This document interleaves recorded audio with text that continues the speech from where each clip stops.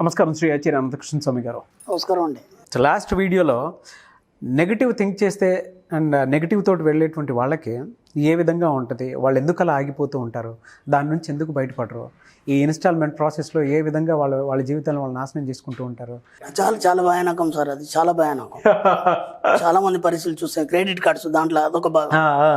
ఓర నాయన అది కట్టలేక మళ్ళీ చావా ఇచ్చారు. వాటి మీద ఆ ఆలోచన స్థితి ఎందుకు అలా మారిపోతుంది, దాని నుంచి ఏ విధంగా బయటపడాలని కూడా చెప్పారు మీరు. సో ఈ వీడియోలో ఏం చెప్తున్నారు?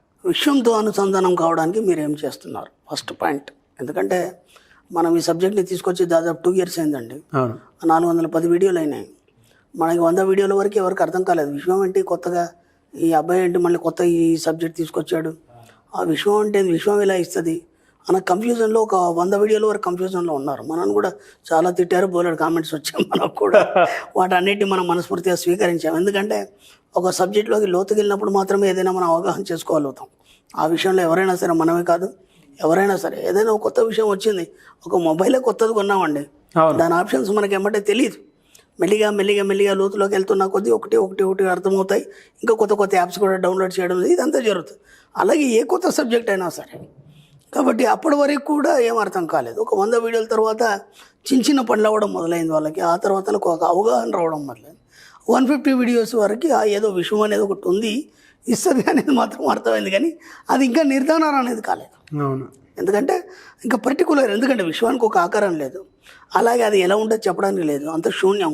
ఆ శూన్యం నుంచి వస్తువులు ఎలా రూపొందుతాయి, ఎలా మీకు ఇవ్వగలుగుతారు అనే దాని మీద మనం అప్పటి వరకు దాదాపు చాలామంది క్లాసులకు రావడం, మెల్లిగా ఎలా వస్తుందనే అవగాహన రావడం, ఇవన్నీ జరగడం.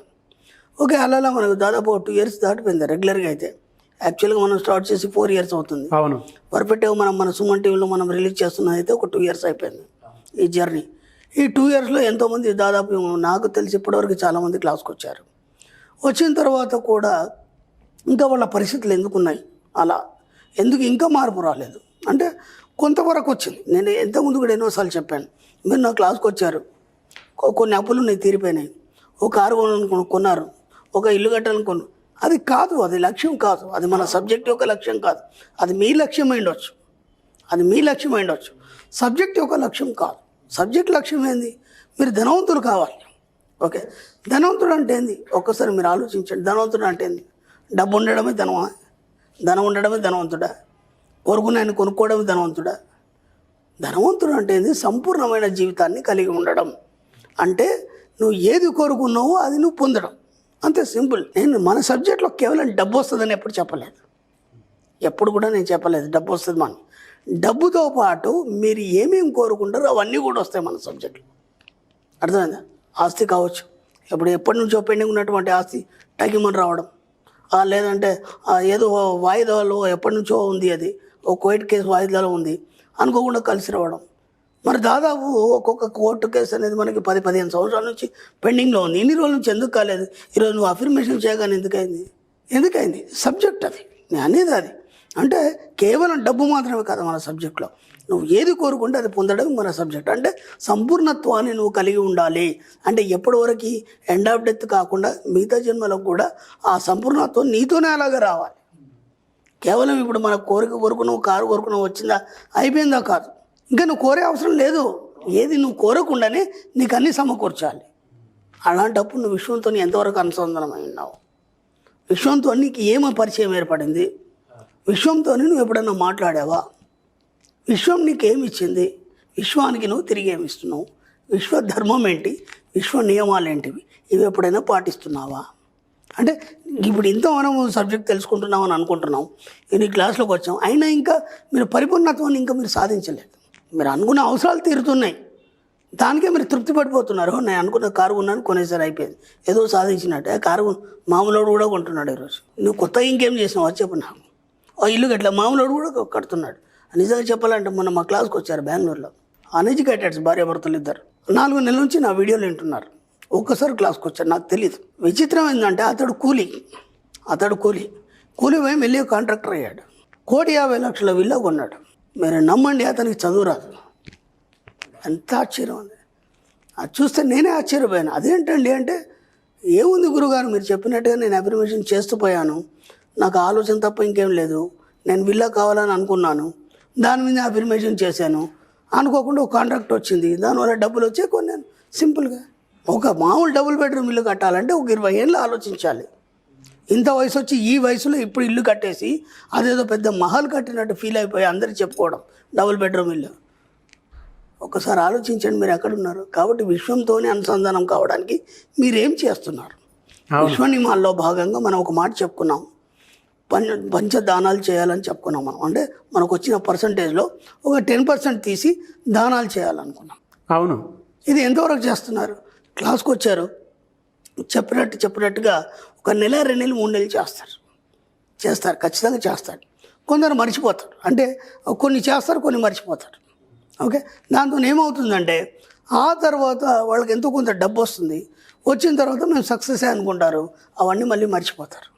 మళ్ళీ నా దగ్గరికి వచ్చినప్పుడు మీరు పంచదానాలు చేస్తున్నారా లేదా, 10% తీస్తున్నారా లేదా అన్నప్పుడు వాళ్ళకి గుర్తుకొస్తుంది, చాలా రోజులైందండి గోశాలకు డబ్బులు తీసి పెట్టాము, ఇద్దాం అనుకున్నాం కానీ వేయలేకపోయాం సార్, కష్టమే ఉన్నది, ఇద్దాం అనుకున్నాం వేయలేకపోయాం.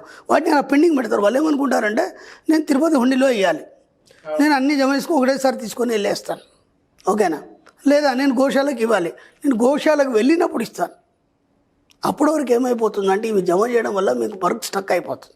మీకు జరిగే కార్యక్రమాలు ఏవైతున్నాయో వాటిల్లో మీకు డిస్టర్బెన్స్ అనేది ఏర్పడుతుంది. ఓ 1000 రూపాయలు జమ అయినాయా ఏమంటే గోశాలకు పంపించండి, ఉండి కోసం కొంచెం జమ చేశారా ఎవరితోనో పంపించండి, లేదా మీరు వెళ్ళిపడిపోయేదే ఉంది. కానీ ప్రతి దగ్గర వీళ్ళు పెండింగ్ వేసుకుంటూ మీరు విశ్వంతోని అనుసంధానం అయ్యారా లేదా అని బేరీజ్ చేసుకున్నప్పుడు ఇలా ఎన్నో మర్చిపోవడం జరుగుతుంది, ఎన్నో వాటిల్లో మీరు వెనక్కి తగ్గడం జరుగుతుంది. కాబట్టి మీరు విశ్వంతోని సంధానం కాకుండా మీరు పరిపూర్ణత్వాన్ని పొందలేకుండా ప్రతి దగ్గర డిస్టర్బెన్స్ అనేది జరుగుతుంది మీ జీవితంలో. ఎందుకు విశ్వంతో మీరు అనుసంధానం కావాలంటే మీ యొక్క జీవితంలో పరిపూర్ణత్వాన్ని సాధించడం కోసం విశ్వ నియమాలు పాటించాలి, విశ్వ ధర్మాలు పాటించాలి.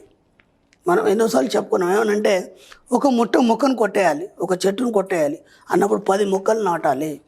ఆ 10 మొక్కలు కూడా చిగురించిన తర్వాతనే దీన్ని కొట్టాలి. అది రూల్, అది విశ్వధర్మంలో ఒక పద్ధతి. అది మీకు తెలియదు, అనుకోకుండా ఏదో అడ్డొచ్చేసింది అన్నారు, అందుకు కొట్టేశారా, లేదంటే ఏదో ఔషధానికి ఏదో అవసరం ఉందా వెళ్ళారా మొక్క పీక్కొచ్చారా కథం.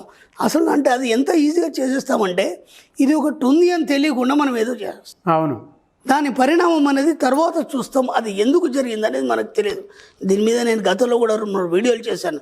విశ్వధర్మాలు ఎలా ఉంటాయంటే మనకి ఇది నేను ఇలా ఎందుకు అయింది అనేది మీకు అర్థం కాదు.